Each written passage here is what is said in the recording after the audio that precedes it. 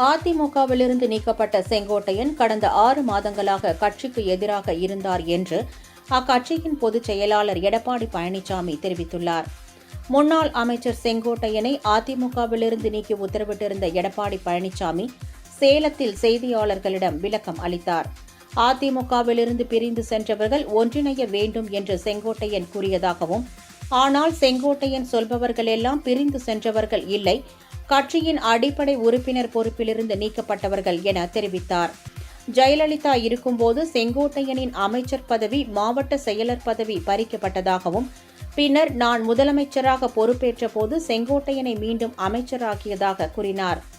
செங்கோட்டையன் திமுகவிற்கு ஆதரவாக செயல்படுவதாகவும், அதிமுக தலைமைக்கு விரோதமாக செயல்பட்டால் தலைமை கழகம் வேடிக்கை பார்க்காது என்றார்.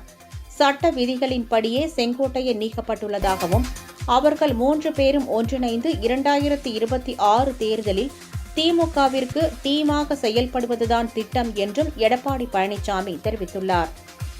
இதற்கு ஒரு காலக்கெடு வைத்திருக்கிறேன். அப்படி நடக்கவில்லை என்று சொன்னால் இந்த மனநிலையில் இருக்கின்றவர்களை ஒருங்கிணைத்து அதை வெற்றிகரமாக முடிப்பதற்கு நாங்கள் அனைவரும் முயற்சிக்கிறோம்.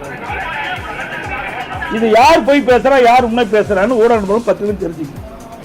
ஒவ்வொரு செயல்பாடும் கிட்டத்தட்ட 1 ஆண்டு காலமாக சரியில்லாம ஒரு சூழ்நிலை தான் பார்த்துக்கோம். அதெல்லாம் நாங்கள் அனுசரிச்சுட்டு தான் அந்த மோத்துலாம் இறுதியாக இன்றைக்கு கட்சி விரோத செயல் ஈடுபட்ட காரணத்தினால தான் இப்படிப்பட்ட சூழ்நிலை ஏற்பட்டது.